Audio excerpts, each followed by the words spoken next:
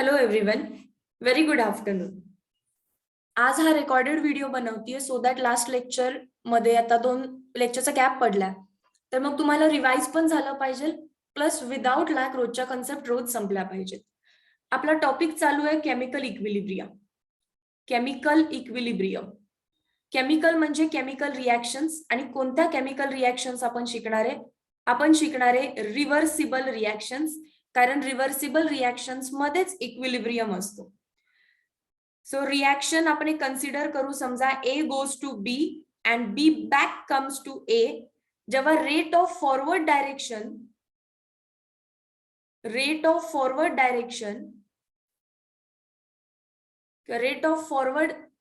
Reaction म्हणा equal होतो rate of backward रिॲक्शनला, तर तुम्ही त्याला इक्विलिब्रियम म्हणता. इक्विलिब्रियम मध्ये फ्रंट अँड बॅक जाण्याचा रेट सेम असतो. त्याच्यानंतर आपण लास्ट लेक्चरला केमिकल कायनेटिक्सचा अभ्यास चालू केलेला. केमिकल कायनेटिक्स म्हणजे a branch of physical chemistry that deals with the study of speed of reactions, that deals with the study of rate of reaction. Rate म्हणजेच काय आहे? स्पीड, रेट ऑफ रिॲक्शन और speed of reaction और velocity of reaction. मग मी तुम्हाला 2 concept शिकवलेल्या की तुम्हाला एक रिॲक्शन दिली जाईल, आपल्याला त्याचा रेट काढता आला पाहिजे अँड रेट इक्वेशन लिहिता आली पाहिजे. रेट काढता येणं अँड रेट इक्वेशन लिहिणं या दोघांमधला डिफरन्स सांगते, सो कन्फ्युजन होणार नाही. आपण एक रिॲक्शन कन्सिडर करूया. For example, H2 gas plus I2 solid gives forward direction मध्ये फक्त 2HI लिक्विड, हायड्रोआयोडिक ऍसिड. सगळ्यात पहिल्यांदा बघा, मी एक्झाम्पल घेताना घेतलंय इररिव्हर्सिबल रिॲक्शनचं. हे नोट डाऊन करा. इररिव्हर्सिबल रिॲक्शन्स मध्ये मी तुम्हाला पहिला रेट लिहायला शिकवला. तर आपण रेट कसा लिहितो? What is rate? Rate is change in concentration of reactant असेल तर मायनसची sign divided by change in time, आणि प्रोडक्ट असेल तर plus D change in concentration of product upon change in time. Reactant असेल तर मी आर लिहीन आणि प्रोडक्ट असेल तर मी पी लिहीन. सो फॉर गिवन रिॲक्शन मी आता काय लिहितीये? I am writing rate. For given reaction rate कसा लिहू शकते? रेट इज इक्वल टू, इथं लिहिते आन्सर. रेट कसा लिहू शकते? रेट इज इक्वल टू रिॲक्टंटला बघून लिहायचं minus DH2 by DT, change in concentration of hydrogen upon change in time. त्याची स्टायशोमेट्री 1 आहे, सो डिनॉमिनेटर मध्ये 1 लिहा किंवा नाही लिहा, काही प्रॉब्लेम नाही होत. दॅट इज इक्वल टू, त्याच्या पुढे काय लिहिणार आहे तुम्ही आता?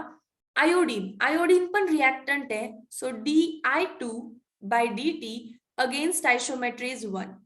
परत पुढे चला इज इक्वल टू साइन देऊन, प्रोडक्ट आहे म्हणून प्लस साइन, DHI स्टायशोमेट्री 2 आहे म्हणून 2 इंटू DT, स्टायशोमेट्रीला डिनॉमिनेटर मध्ये मल्टिप्लाय करायचंय. This is writing of rate. हे आपण रेट लिहितो केमिकल रिॲक्शनचा.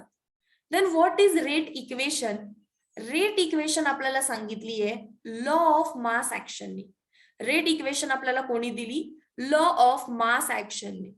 लॉ ऑफ मास ऍक्शनचं स्टेटमेंट काय आहे? Law of mass action state that rate of reaction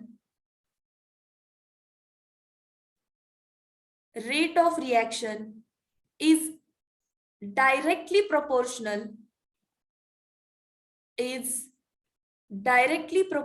कोणाला डायरेक्टली प्रोपोर्शनल आहे? is directly proportional to the concentration of product, to the product of concentration. हे जे प्रोडक्ट आहे ते म्हणजे मल्टिप्लिकेशन. प्रोडक्ट ऑफ म्हणजेच multiplication of concentration of, product of concentration of reactant. व्यवस्थित समजून घ्या काय म्हटलं. रेट ऑफ अ रिॲक्शन म्हणजे आता जो रेट काढला तो डायरेक्टली प्रोपोर्शनल आहे कोणाला? To the product. या प्रोडक्टचा अर्थ काय आहे? मल्टिप्लिकेशन. कोणाचं multiplication? Of concentration of reactant. प्रोडक्टला आता पाहायचंच नाही. Concentration of reactant. रिएक्टंट कोण आहे तिथे? H2. अजून कोण आहे तिथे? I2. आणि ते स्टायशोमेट्रिक काहीच नाही म्हणजे 1 आहे. याचा अर्थ मी डेफिनेशनला पुढे एक्सटेंड करू शकते. Product of concentration of reactant raise to some power. Multiplication erase करू आता. Yes, raise to some power.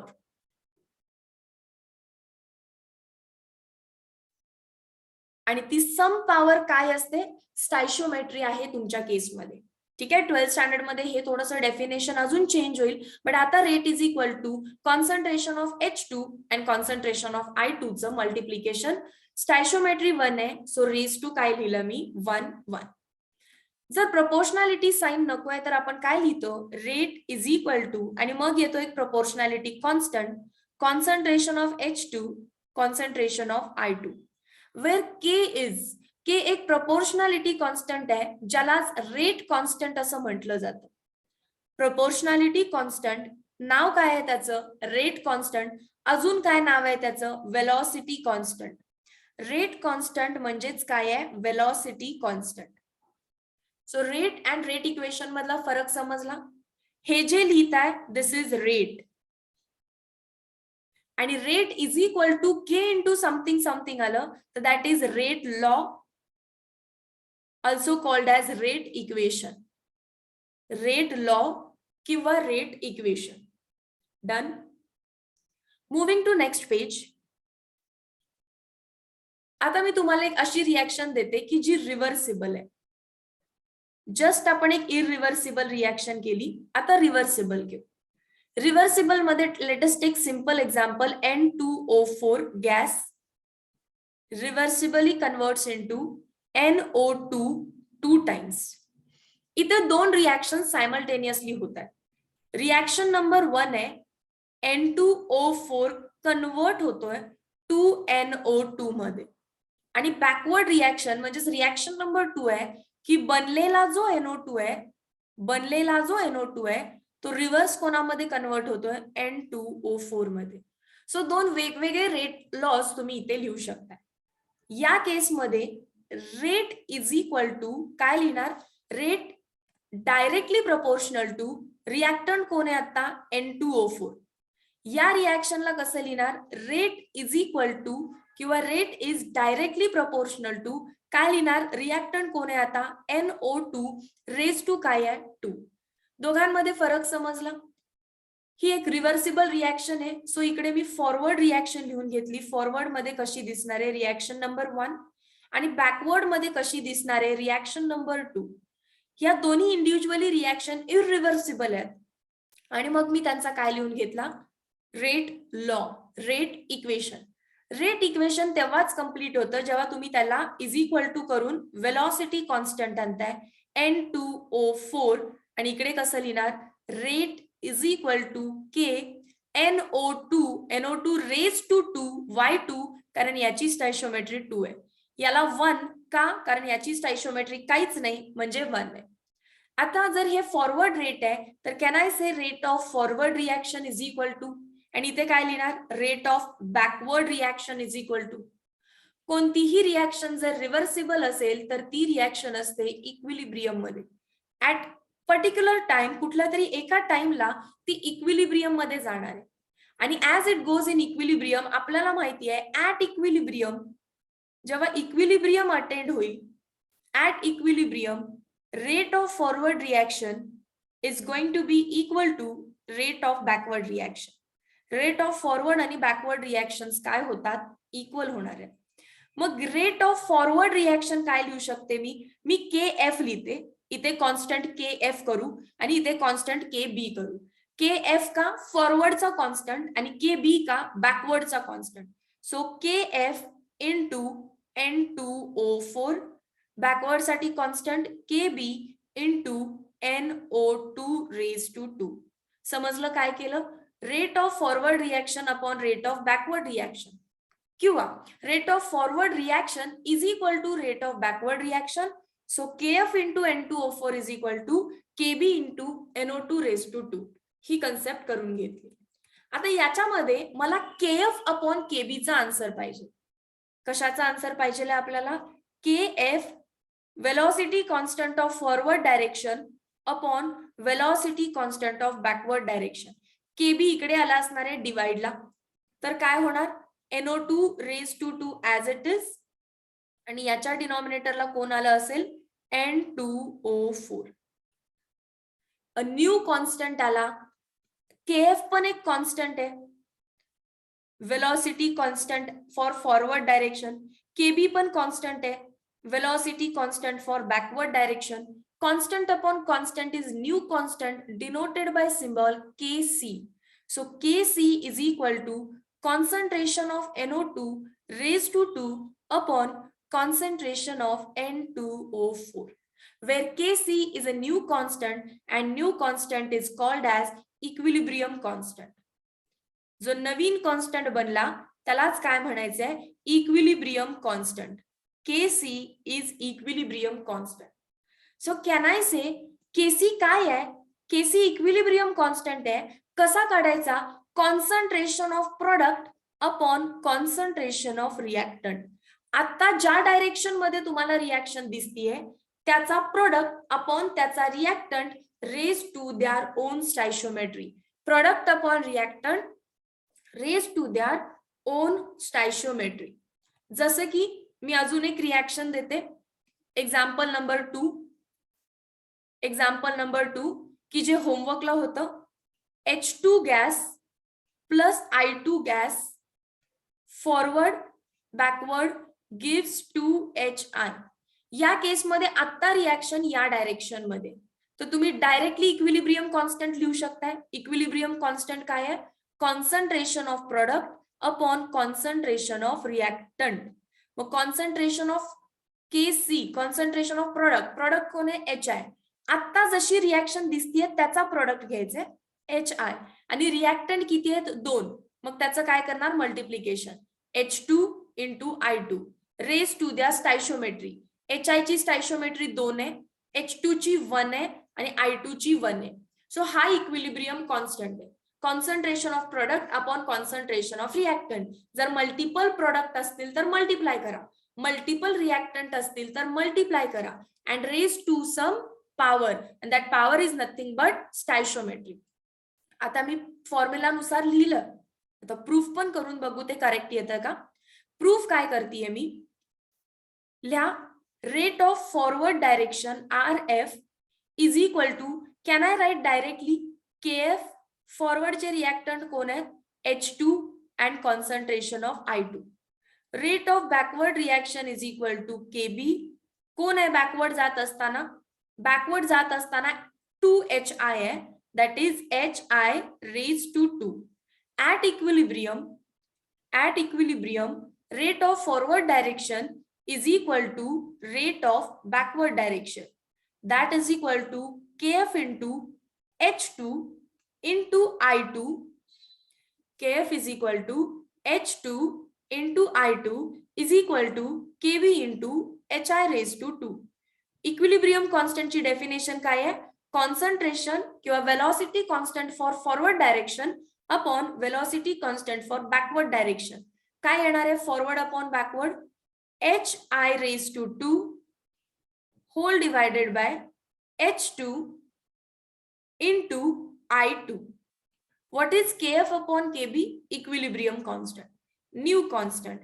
Equilibrium constant is HI raised to 2. बघा तिकडे मॅच होतं का? Concentration of HI upon concentration of I2. So me directly conclude केलं, equilibrium constant जर काढायचं असेल, इक्विलिब्रियम जर कॉन्स्टंट काढायचं असेल तर जशी रिएक्शन दिसते त्या फॉर्मॅट मध्ये प्रोडक्ट अपॉन रिएक्टंट करायचं. प्रोडक्ट मल्टिपल असतील तर मल्टिप्लाय करा, रिएक्टंट मल्टिपल असतील तर मल्टिप्लाय करा, आणि रेज टू सम पॉवर. ती पॉवर आहे त्यांची स्टाइशियोमेट्री. लास्ट एक्झाम्पल घेऊया. Example number 3. वेगळं एक्झाम्पल घेणार नाहीये, मागच्या पेजवरती जे घेतलं त्याला रिव्हर्स करतेय. 2HI decomposes to give H2 gas plus I2 gas and backward combines to give 2HI. या केसमध्ये रिॲक्शन आता जशी दिसतीये त्या कंडिशनला इक्विलिब्रियम कॉन्स्टंट काढायचा. केसी आता डॅश म्हणते, केसी डॅश. का केसी डॅश म्हणायला लागले? जस्ट बिकॉज तुम्हाला माहितीये की आपण आधी रिॲक्शन या डायरेक्शन मध्ये केली आहे आणि तेव्हा त्याला केसी म्हटलं. मग उलट्या रिॲक्शनला मी केसी डॅश म्हटलं. फक्त उलटी रिॲक्शन लिहिल्यावर केसी डॅश. केसी डॅश काय असणार आहे? फॉर्म्युला बदलणार नाही. Concentration of product upon concentration of reactant raised to some power and that power is its stoichiometry. आता प्रोडक्ट कोण आहे? H2. आता प्रोडक्ट अजून कोण आहे? I2. मल्टिपल आले तर काय करायचं? मल्टिप्लाय करायचं. रिॲक्टंट कोण आहे? HI raised to 2. केसी काय आणि केसी डॅश काय? सेमच आहे, फक्त ती सरळ म्हणून केसी, उलटी लिहिली म्हणून केसी डॅश. क्लिअर? हे प्रूफ करूया. प्रूफ करायची गरज आहे का? तुम्ही प्रूफ करा. तुम्ही प्रूफ करा. मी काय प्रूफ करते बघा. तुम्ही जेव्हा केसी काढलेला सेम रिॲक्शन साठी केसी आलेला तुमचा concentration of HI raised to 2, concentration of H2 into concentration of I2. Correct आहे? आणि आता तुम्ही केसी डॅश काढला, त्याच रिॲक्शनला उलट केलं तर तुम्हाला व्हॅल्यू भेटली concentration of H2, concentration of I2 upon HI raised to 2. याच्यावरून तुम्हाला काय कन्क्लुजन करता येईल की KC is equal to 1 upon KC dash. जर एखादी रिॲक्शन फॉरवर्ड डायरेक्शन मध्ये तिला बॅकवर्ड डायरेक्शन मध्ये केलं तर इक्विलिब्रियम कॉन्स्टंटचा रेसिप्रोकल होतो. इक्विलिब्रियम कॉन्सन्ट्रेशनचा रेसिप्रोकल होतो. वन मोर एक्झाम्पल कन्सिडर करा. मी रिॲक्शन घेतीये. कोणती रिॲक्शन घेऊया आता? KClO3 ची घ्यायची का? किंवा एखादी हायपोथेटिकल केस घेऊन बघू. रिॲक्शन तर खूप साऱ्या होतील, एक हायपोथेटिकल केस घेऊन बघू. Last, consider any reaction AA plus BB gives forward आणि बॅकवर्ड डायरेक्शन मध्ये CC प्लस DD. जर तुम्हाला याचा रेट लिहायला विचारला, तिन्ही कन्सेप्ट एकाच हायपोथेटिकल केसमध्ये, रेट लिहिणार तुम्ही मायनस dA by dt आणि स्टाइशियोमेट्री कोण आहे? A. That is equal to minus dB by dt आणि स्टाइशियोमेट्री कोण आहे? B. रिॲक्टंट आहे म्हणून साइन मायनस ची दिली. कॉन्सन्ट्रेशन A च आणि स्टाइशियोमेट्री स्मॉल a आणि स्मॉल b. प्रोडक्ट पण लिहितो आपण रेट लिहिताना, फक्त प्लस मध्ये लिहितो. Concentration of capital C divided by small c into dt plus concentration of capital D divided by small d into dt. हे D स्टाइशियोमेट्री आहे आणि हे D डिफरन्शियल आहे. ठीक आहे. सो हा झाला रेट. नाव रेट लॉ किंवा rate equation, law of mass action नुसार rate is equal to rate constant. कुठल्या डायरेक्शन मध्ये लिहिताय ते पण बघा. समजा आपण फॉरवर्ड मध्ये लिहितोय तर rate of forward direction is equal to rate constant of forward direction into concentration of A raised to A, concentration of B raised to B. Rate for backward direction is equal to concentration for KB, that is rate constant for B, आणि backward म्हणजे उलटी. आता हे reactant झाले कोण आहेत? C raised to small c, capital D raised to small d. आणि अशा प्रकारे तुम्ही रेट लॉ लिहिला ऍज वेल ऍज रेट लिहिला. आता काय लिहिणार? At equilibrium. At equilibrium rate of forward direction is equal to rate of backward direction. That is why forward डायरेक्शनचा रेट काय आहे? KF concentration of A raise to A, concentration of B raise to B. Rate of backward direction काय आहे? KB concentration of C raise to C, concentration of D raise to D. आपल्याला equilibrium constant काढायचं आहे, म्हणजेच आपल्याला काढायचं आहे KF upon KB. Constant of forward reaction upon constant of backward reaction is equal to forward upon backward म्हणजे इकडचा C raise to C आहे तसा, D रेज टू D आहे तसा, whole divided by A raise to A डिनॉमिनेटरला आलं, B raise to B. हे सगळं मॅथ्स आहे, तुम्ही सॉल्व्ह करा, तुम्हालाही जमेल. KF अपॉन KB लाच आपण एक न्यू कॉन्स्टंट नाव दिलेलं equilibrium constant, which is equal to concentration of product multiple असतील तर मल्टिप्लाय करायचे रेज टू द्या स्टायशोमेट्री, कॉन्सन्ट्रेशन ऑफ रिएक्टंटला पण सेम, पण प्रोडक्ट अपॉन रिएक्टंट असतं हे विसरू नका, हे विसरू नका. आणि जर मी तुम्हाला आता म्हटलं फाइंड केसी डॅश, तर केसी डॅश काय करणार तुम्ही, रेसिप्रोकल ऑफ 1 केसी, रेसिप्रोकल म्हणजे उलट पडलं, concentration of A raise to A, concentration of B raise to B upon concentration of C raise to C into concentration of D raise to D. समजलं? Rate समजला, rate law कसा लिहायचा समजला. Equilibrium constant म्हणजे काय, KF upon KB, new कॉन्स्टंटला नाव दिलं केसी, आणि केसी डॅश म्हणजे कंडिशन रिव्हर्स केली तर. ठीक आहे. सो तुम्हाला जर ही रिॲक्शन आली, पॉज घ्या हवं तर थोडा वेळ, टेक अ पॉज. पॉज घेतल्यानंतर हा होमवर्क तुम्हाला सॉल्व्ह करायचा आहे किंवा क्लासवर्कच सॉल्व्ह करायचा आहे. व्हिडिओ पॉज करा हवं तर. क्लासवर्क आहे N2 plus H2 reversibly gives ammonia. तुम्हाला काय काय लिहायचंय, पॉज करा, पॉज करा, तुम्ही आन्सर लिहून या आणि देन क्रॉस चेक करा की तुम्ही रेट लिहिताना असाच लिहिलाय का, minus dN2/dt minus dH2/dt plus D ammonia bye dt. पण वरची रिएक्शन बॅलन्स नाहीये, पहिला तिला बॅलन्स करायला पाहिजे होतं. N2 आणि 3H आता बॅलन्स झालं. सो हायड्रोजनची स्टायशोमेट्री त्याच्या खाली, अमोनियाची स्टायशोमेट्री त्याच्या खाली. हे आन्सर करेक्ट आहे, हे आन्सर करेक्ट आहे. ठीक आहे. त्याच्यानंतर कारण तुम्हाला सांगितलेलं रिएक्शन बॅलन्स करून देत नाहीत, तुम्हाला बॅलन्स करायला लागतं. त्याच्यानंतर थिंक करा की तुम्हाला रेट फॉर फॉरवर्ड डायरेक्शन लिहिता येतो का, that is equal to KF concentration of N2 concentration of H2 raised to its stoichiometry. Rate of backward reaction is equal to KB concentration of ammonia raised to 2. So rate correct आहे का check करा, rate equation correct आहेत का check करा. त्यानंतर लिहाल at equilibrium, काय लिहिणार, at equilibrium rate of forward direction is equal to rate of backward direction. मी आता डिराईव्ह करत बसणार नाहीये किंवा कारण मला माहिती आहे केसी इक्विलिब्रियम कॉन्सन्ट्रेशन काय असतं, इक्विलिब्रियम कॉन्स्टंट काय असतो, concentration of product upon reactant raise to stoichiometry. So product कोण आहे, अमोनिया NH3, त्याची स्टायशोमेट्री काय आहे 2, आणि रिएक्टंट कोण आहे N2, त्याची स्टायशोमेट्री 1, आणि कोण आहे H2, त्याची स्टायशोमेट्री 3. आणि केसी डॅश विचारला तर, उलट्या कंडिशन्सला विचारला तर कॉन्सन्ट्रेशन उलट करायचं, किंवा केसी डॅश इज इक्वल टू 1 केसी, केसीचं उलट करा. काय लिहिणार, N2, काय लिहिणार H2 रेज टू 3H2 असल्यामुळे divided by ammonia raise to 2. तुम्ही प्रूफ करा, फायनल आन्सर तुमचे हे आले असतील तर यू आर ऍब्सोल्युटली करेक्ट. आता तुम्हाला इक्विलिब्रियम कॉन्स्टंट काय आहे हे सुद्धा समजलं. आणि स्क्वेअर ब्रॅकेट का लिहितोय, कारण स्क्वेअर ब्रॅकेट म्हणजे काय असतं, concentration.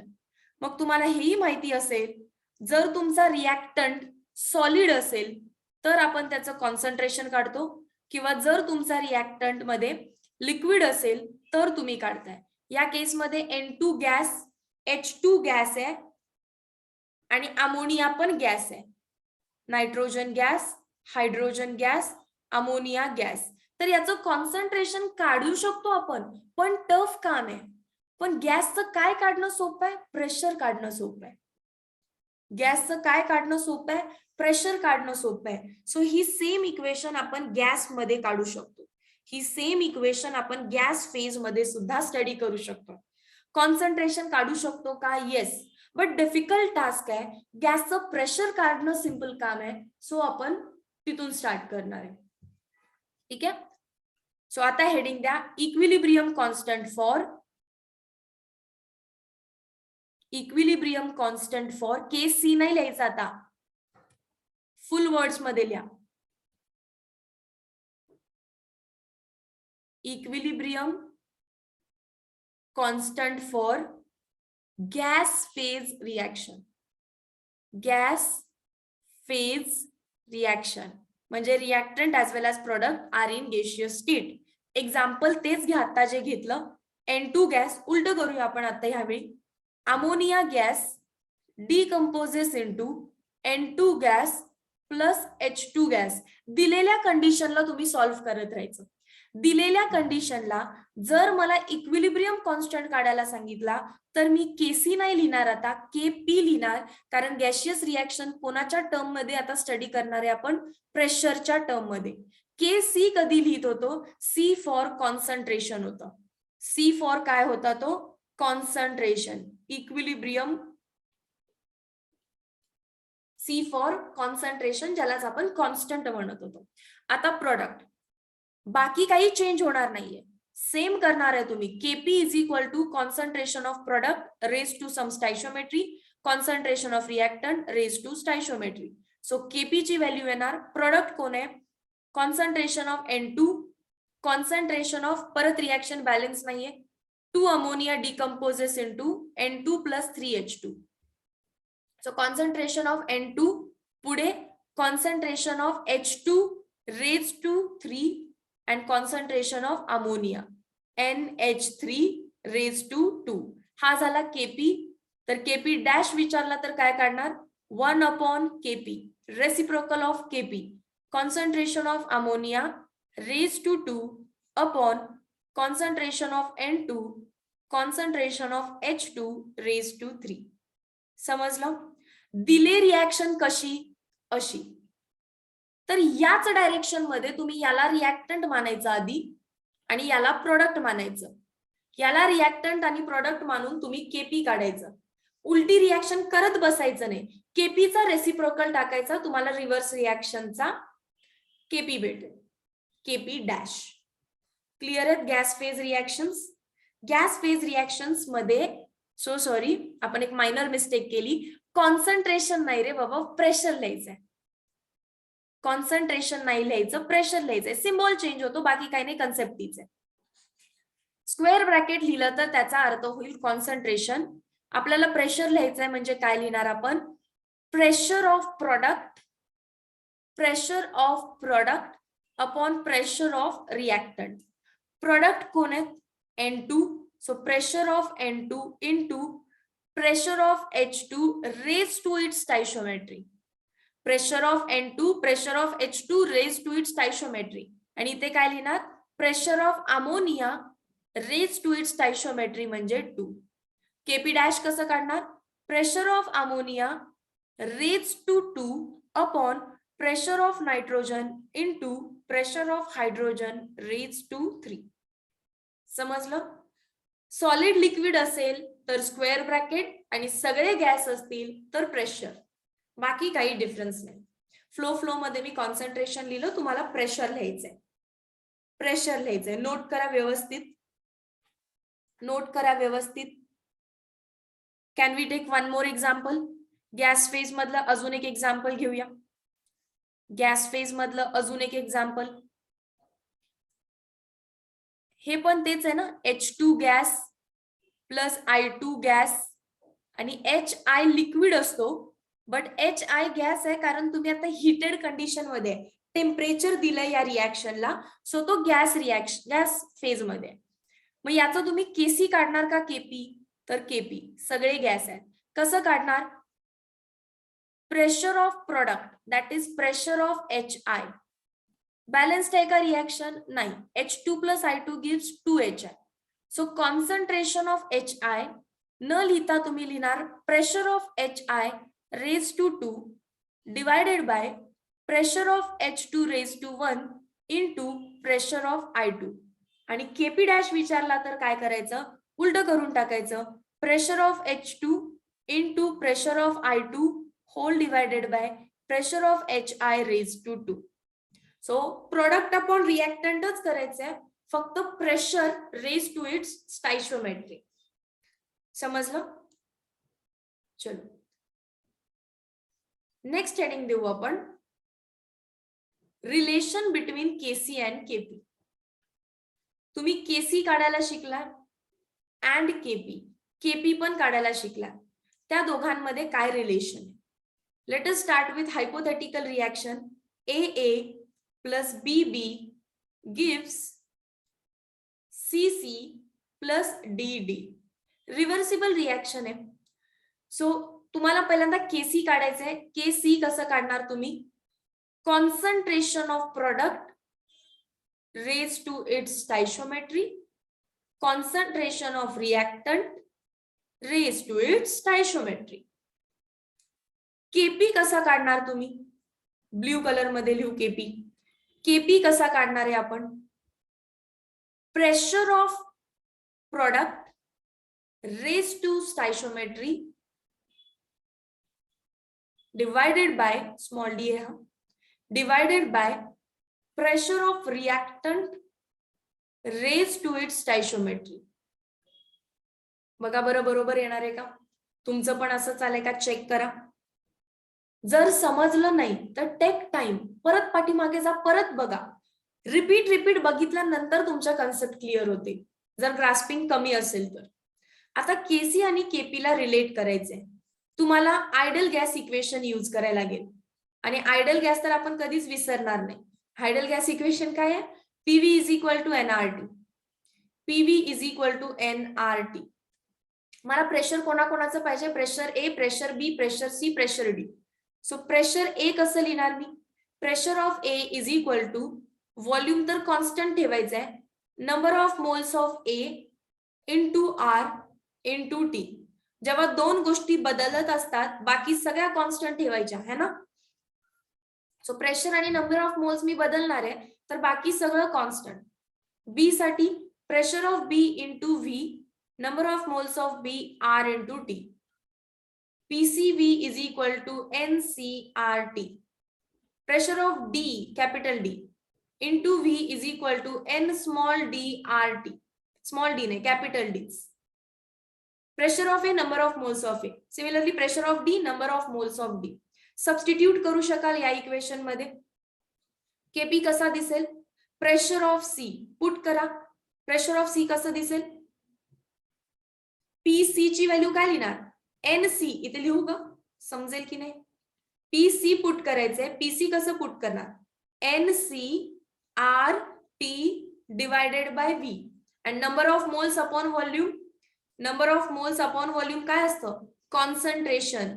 So concentration of C RT. समजलं?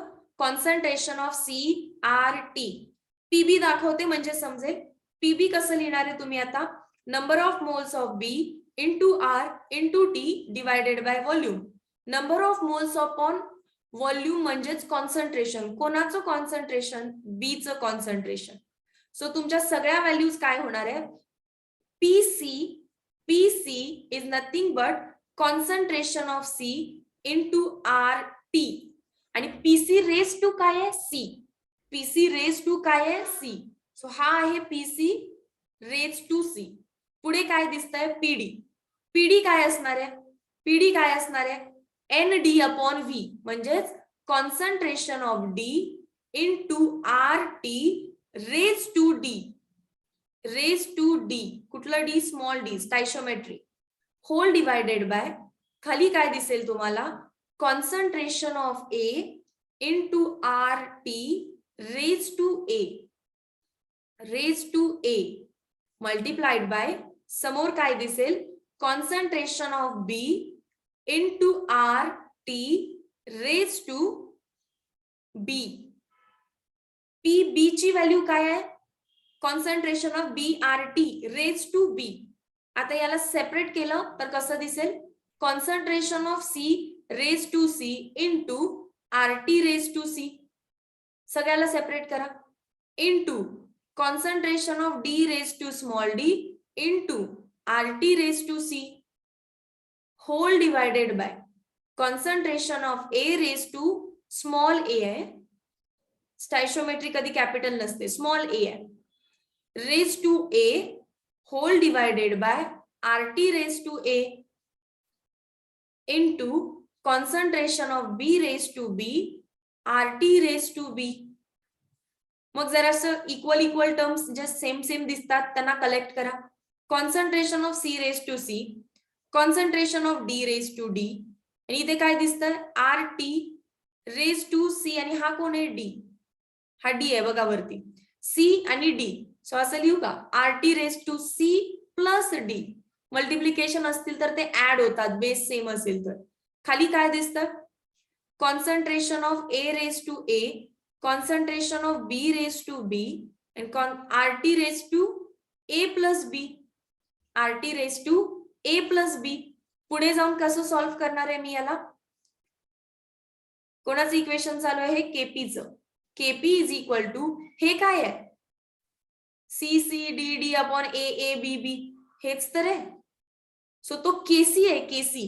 ते दोन सेम आहेत. सो तो काय आहे, केसी इनटू, इथे काय राहिलंय, आर टी. वरती कोण आहे, सी प्लस डी, आणि खाली कोण आहे, ए प्लस बी.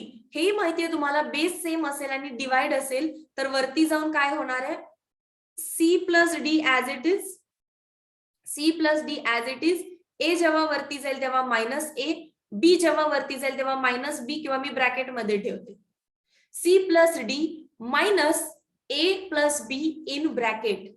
मग हे काय आहे, सी प्लस डी म्हणजे stoichiometry of this product plus stoichiometry of this product minus stoichiometry of reactant minus this. That is KP is equal to KC RT raise to, त्यालाच म्हणायचं number of moles of product. CD म्हणजे काय, product minus number of moles of reactant written by delta N, written as delta N. C plus D म्हणजे काय, हे moles plus हे मोल, that is number of moles of product.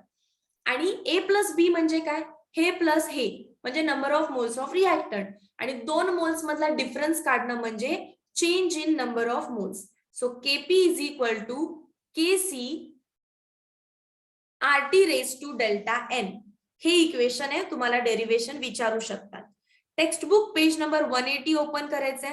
Derivation स्वतः लिहून काढायचंय. अंडरस्टँड, तुमचं मॅथ्स असेल तर तुम्हाला मी सांगायची पण गरज नाही. तुमचा मॅथ्स नसेल तर आपण नेक्स्ट लेक्चर मध्ये परत हेच सॉल्व्ह करायचं. ठीक आहे, नेक्स्ट लेक्चरची सुरुवात परत इथूनच होईल. आय होप तुम्हाला सगळा पोर्शन क्लिअर आहे, लिहू शकाल सगळ्या गोष्टी व्यवस्थितपणे. मग आता डायरेक्टली बघा, कोणतीही एक रिॲक्शन दिली असेल, कोणतीही एक रिॲक्शन दिली असेल तर मी त्याचा केपी काढू शकते जर मला केसी माहिती आहे, कारण KP is equal to KC into R T raise to delta N.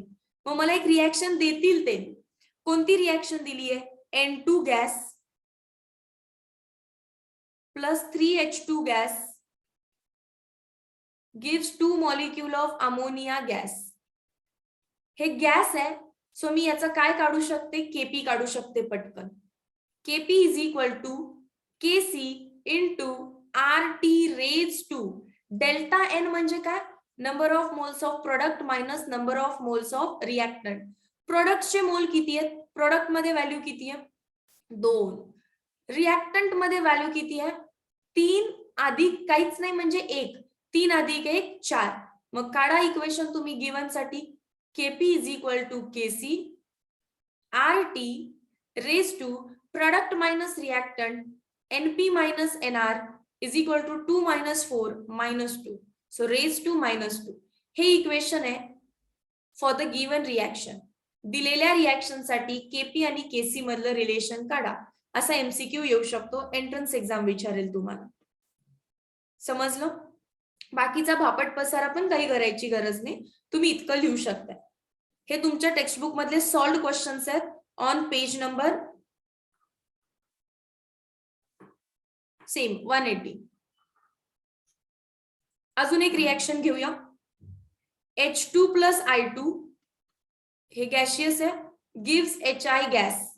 सगळे जर गॅस फेज मध्ये असतील तर तुम्हाला माहिती आहे तुम्ही डायरेक्टली काय काढू शकता, केपी. पण केपी इज इक्वल टू काय आहे, KC into RT raise to delta N. मग केसी इंटू आरटी किती आहे, आरटी म्हणजे 8.314 इंटू टेम्परेचर आणि number of moles of product minus reactant. उलट करू नका, product minus reactant, number of moles of product. Reaction balance नसते, तुम्हाला करायची आहे. H2 plus I2 gives 2HI. Number of moles of product minus number of moles of reactant. प्रोडक्टचे mole किती दिसतात बघा, 2. रिएक्टंटचे मोल किती दिसतात, हा एक again 2. So 2 minus 2 0, 2 minus 2 0. So Kc is into Kc is equal to Kp is equal to Kc RT raised to 0. Any number raised to 0 is 1. So ह्या रिएक्शन साठी Kp आणि Kc इक्वल आहेत. Kp is equal to काय आला? Kc आला. In such a manner ते तुम्हाला Kp आणि Kc मधलं रिलेशन विचारू शकतात. This is end of today's lecture. हे व्यवस्थित प्रॅक्टिस करा. एक्सरसाइज मध्ये क्वेश्चन शोधा कुठे आहेत असे आणि सॉल्व्ह करून घ्या. Meet you in next session. Till then thank you so much.